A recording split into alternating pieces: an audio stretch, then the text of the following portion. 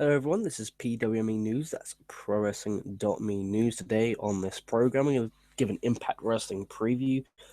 Also, we're going to give a huge announcement regarding a WWE house show in Hawaii regarding the main events, which is going to be an interesting deal. Also, we're going to talk about the actual price of Chris Jericho's Jack revealed from our favorite ringsidenews.com. Also, we're going to talk about Raw TV rating and also the WQ1, that's quarter one analysis, because obviously I'm a big business guy, I want to see how the network's doing. If you're wondering why the camera's at a different angle, basically I have my laptop here. This is my laptop. Hey, my laptop. And here is my. I've got a TV gimmick down here. So right now I'm looking right now at my screen with all the news on a 32-inch television. That, my friends, is fucking awesome. Huge upgrade here in the PWME UK headquarters. Thank you for joining me for the daily news show. I apologize, I've been on sabbatical, I've been on vacation, I've been MIA. That's mission in action. But so let's get down with the dirt. Today we're going to be talking, let's get down with the business. Okay, so March 31st, which was the pre-WrestleMania 32, the total amount of subscribers, which includes both paid and free, was 1.469 million. The total paid subscribers at that point in time was 1.357, with the trial subscription, because there's a 3-month trial, was at 112,000. Now, April the 4th, which was the post WrestleMania 32, if you remember at the time, they did a kind of a network release where they kind of talked about the figures after the day after. They've done that last year as well. It's basically, they did it so that people basically didn't have time to cut off, cancel their free trial. So basically, April the 4th, which is the night after WrestleMania, the total amount of subscribers is 1.824 million. That includes both paid and free, and also the trial subscription, which is 370,000. So basically, the sign up point between March the 3rd and April the 4th, an additional 258,000 people signed up on the day, or the 3 days prior, including the NXT TakeOver Dallas and the Hall of Fame for WrestleMania 32. I believe we just talked about a lot about 33 in the past few weeks with Orlando, Florida, and the Citrus Bowl and the name change of that. And so that's interesting to see. 355,000 total additions from March to April the 4th. Domestic 1.027 million, international 330,000, which is very interesting because it actually means that 24% of the network subscribers do not live in America. They live worldwide. I don't even find that very interesting, but to me, I find that very interesting because that's saying to me personally that, it's time to step out of your stupid American jokes. Like when they go to these towns, they're talking about, JB always talks about American pop culture and American this and American that. No, a quarter of your audience, a quarter of your paying audience doesn't understand a word you're saying. Also, just to kind of, break it down really. So we have quarter one of 2015, there was 1.131 million paid subs. This is post WrestleMania 31. Q2, the drop down to 930,000. Q3, 990,000. Q4 last year, 940,000. Q1 of 2016 was 1.027 million. April the 4th, the day after WrestleMania 32, is 1.109 million. So we're actually still down. We are down from this time last year. This time last year, we were 1.131 million. This year, we're at 1.109 million, which means we have a decline of close to 100,000 from last year to this year. And that's not a good thing of signs to come.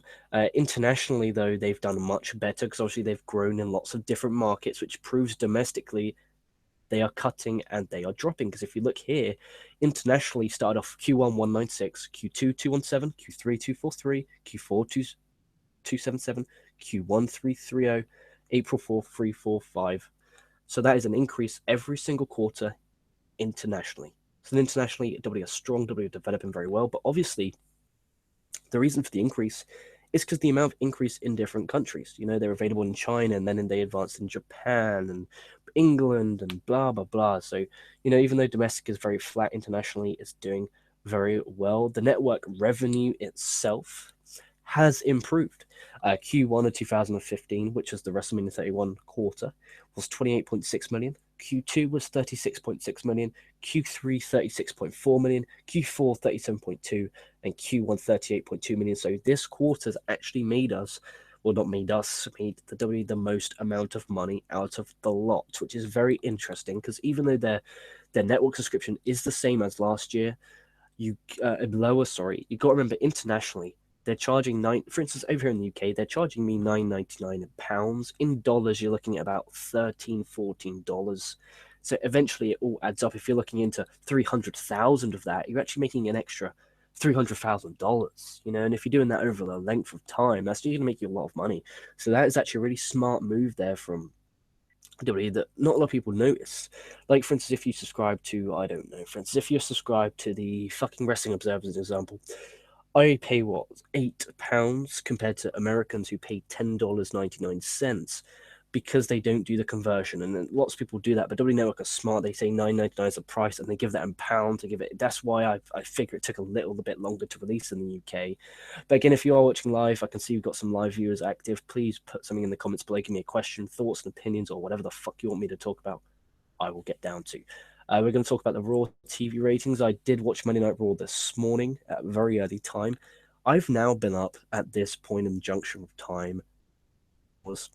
I'm battered and absolute Julian rattered. So TV rating, they got a 2.26, which is obviously down from the 2.35 rating, but that was obviously after the post payback show last week, which the after pay-per-view shows are normally a lot higher than the rest of the week. We're heading into the go home show next week for Monday Night Raw. Heading into the Extreme Rules pay-per-view. What else have we got? Second lowest rated show of the year.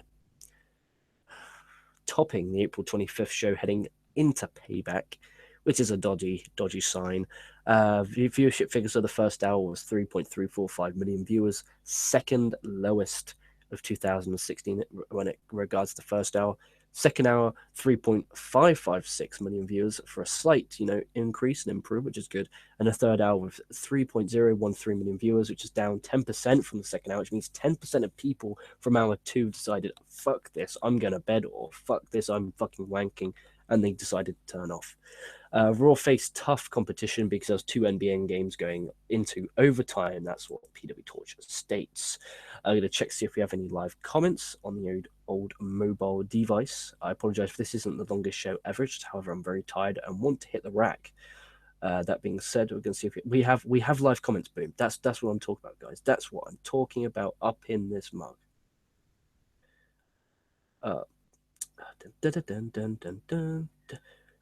Right, here we go. T-Trill for Life, the best YouTube show ever. Thank you very much, kind words. Andy Paps, what's up, LK? I'm very tired. Crazy J-Ray, how are LK? Dude, I'm doing good. I just finished recording. If you head over to my channel, if you're a fan of parodies or you're a fan of not really serious content, I did a show called LK Visits TNA Mecca. And if you don't know what TNA Mecca is, I'm not going to tell you because I don't want to give them the publicity, to be frank. And basically, I went over there and I'm using a different server kind of gimmick. It's called Explicit Broadcaster, and it was basically, it's really professional. Go over and have a look. I'll put a link in the description below, eventually after the show airs, and maybe tomorrow, depending on what time I actually fall asleep. It is single-handedly one of the most funniest shows I've ever produced in my own. I sit there cracking up at some of these comments from these hardcore TNA fans. It's actually quite amusing. I'll put a link again. I'll put in the comment, okay, click this channel to watch in the comments right now, live chat, okay, right now, right here, baby, right now, click this channel to watch. It's the first video, and I'm going to be putting more, there you are, it's up there. I'm going to be putting more content up on that channel. But for instance, I was going to put it on here. It's just, I don't want to lose any subscribers and it being my fault, because obviously this is Coco's bad boy. But if you're into ripping things to shred, if you're into negativity, you are going to absolutely adore that show. I went 30 minutes ripping TNA hardcores to death. And I mean death. They were bashing AJ. Right, for instance, it's a TNA exclusive site. The past 3 days, they were talking about Global Wars and Monday Night Raw and AJ Styles and how much of a traiting scumbag he is. Absolutely fecking hysterical. I mean hysterical. Is it me or does LK look like a young Billy Kidman? Yeah, it could be. Andy Paps, how are you, LK? I'm not too shabby, just battered and tired and fighting the good fight. Onto the actual price of Chris Jericho's jacket reveal. This obviously from Ringside News, our trusty service here on PWME News. That's very funny. And if you didn't get that joke, please watch last Friday's edition of PWME News. You will crack up. So, as seen on Monday's episode of Monday Night Raw, Dean Ambrose destroyed Y2J's light-up jacket, and Jericho was yelling that the jacket cost $15,000. This was not correct. This is RingsideNews.com, which tends to be a liar. It turns out that Jericho's jacket is much more expensive when one tries to purchase it online.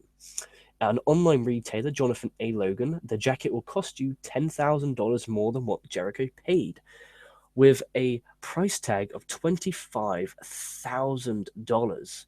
A replica retails for $400 at Famous Movie Jackets. So this is mixed signals here. Does this mean that it was $400 for this jacket because it's a replica, or was it $25,000 for the actual jacket?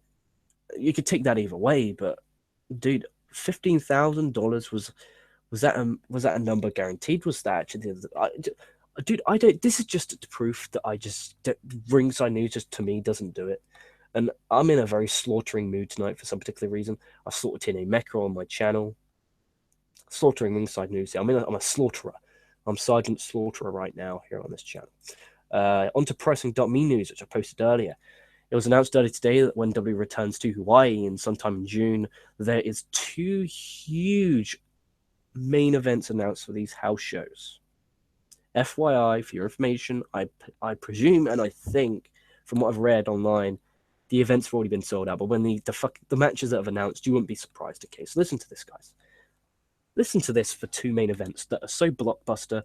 I hope they have a Bash at the Beach pay-per-view special on the network, okay? Like they did in Japan last June or July. Listen to this, guys. Coming closely. Brock Lesnar versus Kevin Owens. That's not all. John Cena versus Shinsuke Nakamura. It doesn't get bigger than that, quite frankly. It doesn't. It doesn't. That's absolutely fun, fucking awesome. Absolutely fucking incredible. That is special and magnificent. And that should be a Bash at the Beach event. It could be on a time delay if they can't afford to go live. They can afford to go. You see, we just talked about how much money the damn company makes. They can afford to go live, and I want them to go live. So that being said, what a fucking card that is. That is absolutely damn magnificent. Jesus, I wish they did this. They made super cards, like dream matches, NXT and WWE guys, mixed up, even though Big Kevin Owens is, I didn't mean to say Big Kevin Owens, sorry. Kevin Owens is obviously part of WWE now, but, it's kind of an NXT guy still versus Brock Lesnar. It's going to be very interesting. That's a dream match, quite frankly. Both of them are. Last thing, before we get to some live comments in the end, so give me some questions. I'm in the mood to answer some questions. I'm going to give you your weekly TNA Impact Wrestling preview. We have a steel cage match between Rockstar Spud and EC3. All hail EC3, all hail EC3. We'll also have TNA Tag Team Champions of the Decade versus James Storm and a mystery partner.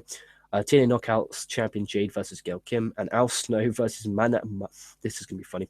Manabado Shira. Sorry, I don't understand that in any way, shape, or form. I slaughter other languages as a passion and as a hobby. So as a whole, dude, should I give a review of last week's Impact on this show right now?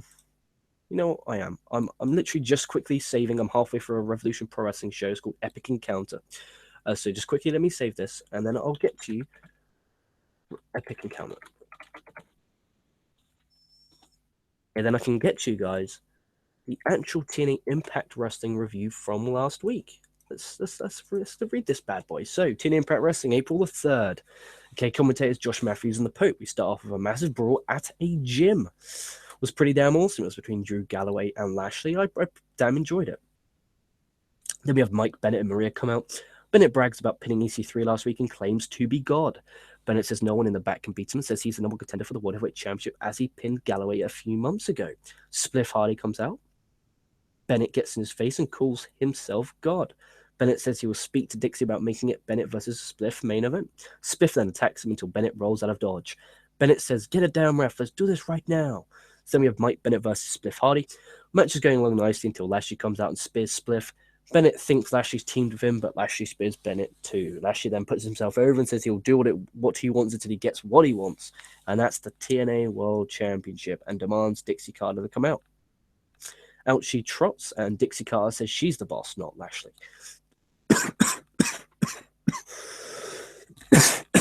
Speaking of fighting a good fight, damn it. Dixie says you have to earn a championship match. Dixie makes Mike Bennett versus Lashley versus Spliff, where the winner gets a whatever championship match, and the guest referee is none other than world champion Drew Galloway. Then have a backstage segment with the Decade talking about transformations. Rosemary then spits mist in Abyss and Crazy Steve's face as Steve and Abyss screaming. Pretty damn awesome, if I'm going to be honest with you. The Decade come out, awesome entrance, awesome gimmick, awesome look. They are it. Rosemary says they're not just tag champs, they are evolved.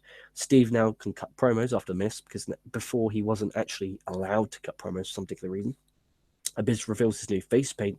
He looks scary as fuck and cut a promo saying he's free from pain and claims to be beautiful.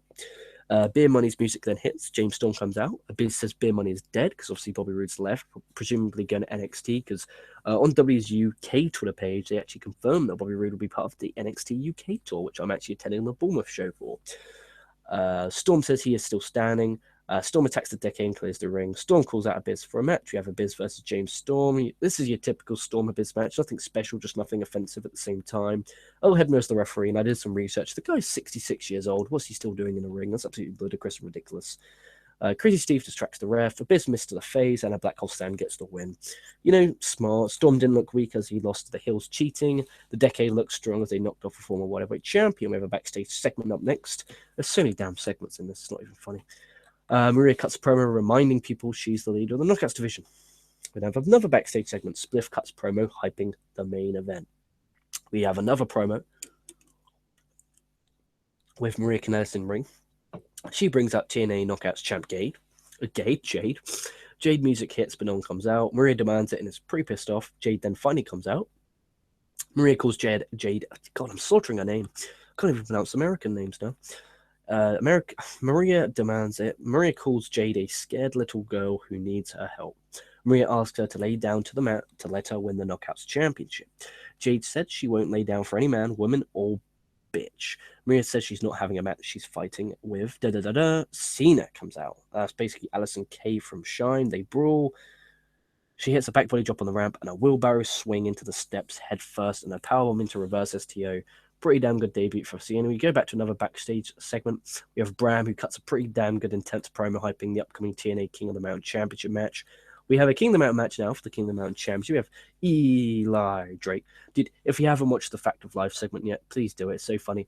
Dummy, yeah, literally the funniest thing I've seen in my life. He's facing Andrew Everett, Jesse Goddard, Eddie Edwards, and champion Bram. Everett hits an insanely high springboard. Bram in midair hits a powerbomb. It's beautiful.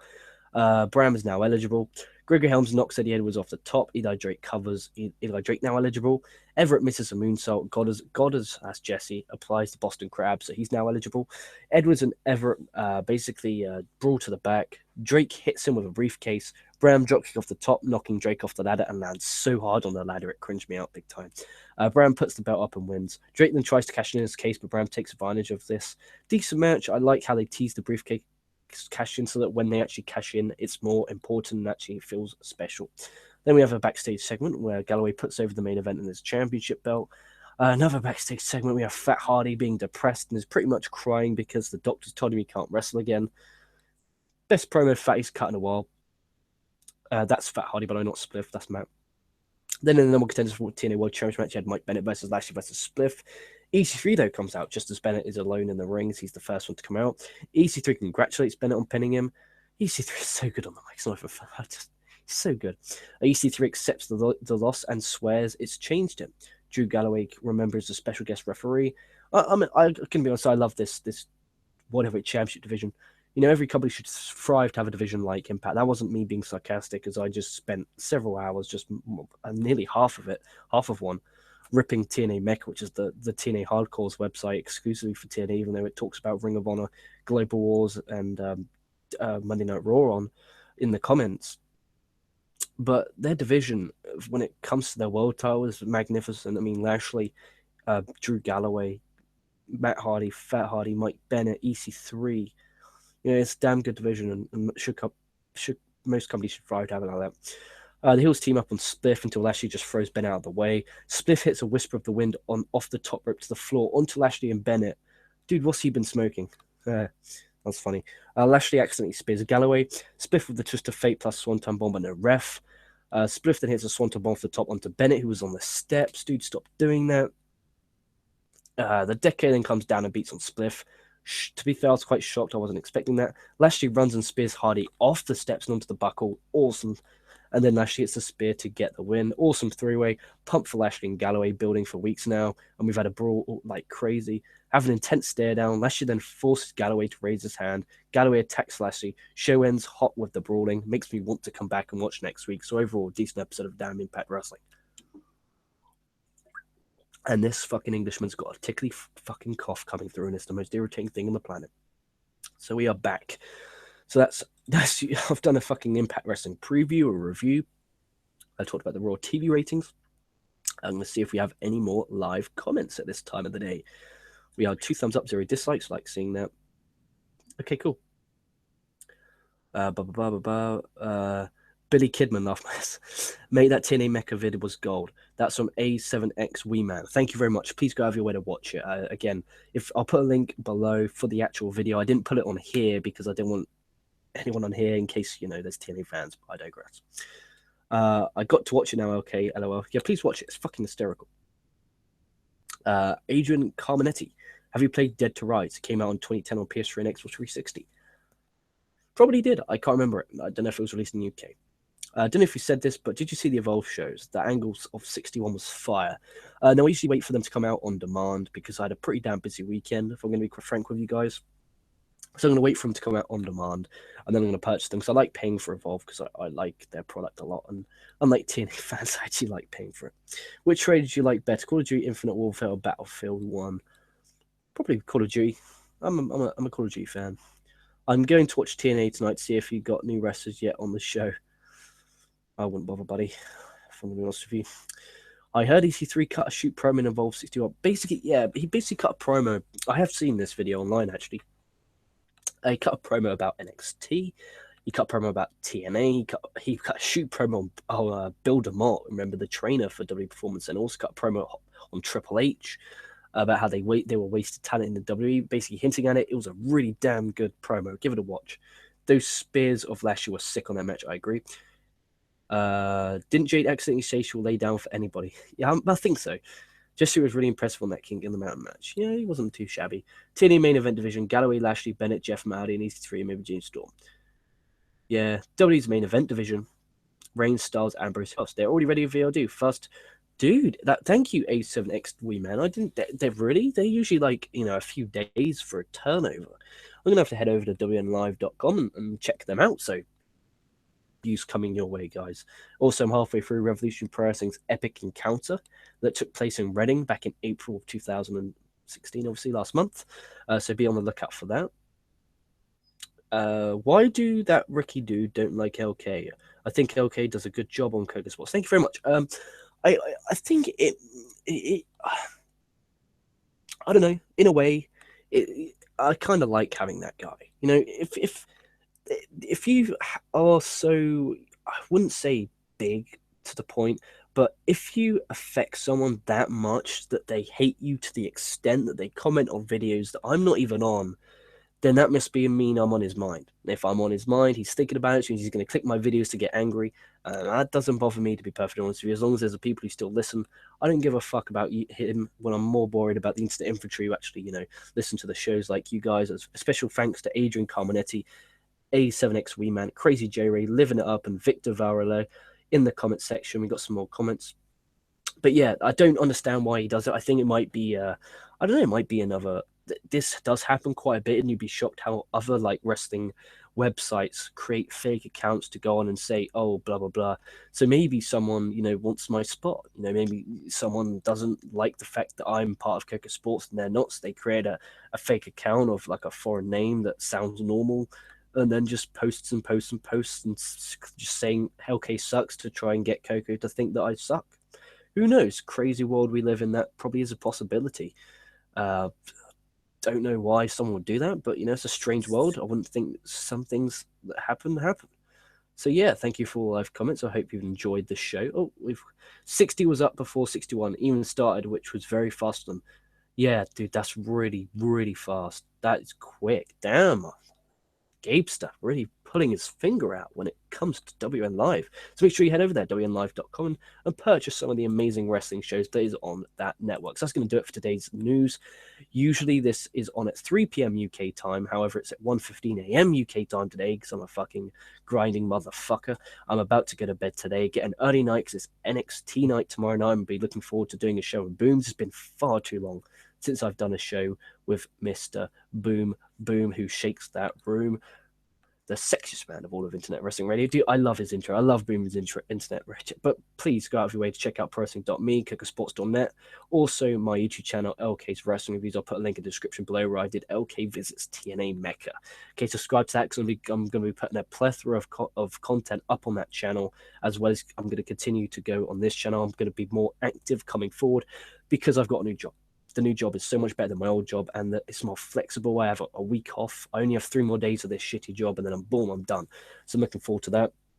Thank you for watching live. Thank you for watching. If you listen to the YouTube or on-demand version, what the fuck you want to call it. Thank you very much. Make sure you stay safe. Make sure you have a great Wednesday. Make sure you have a great Wednesday night. Enjoy NXT. Enjoy Lucha Underground. Enjoy Ring of Honor. But more importantly, stay safe, stay well. And I'll be catching your asses down the line.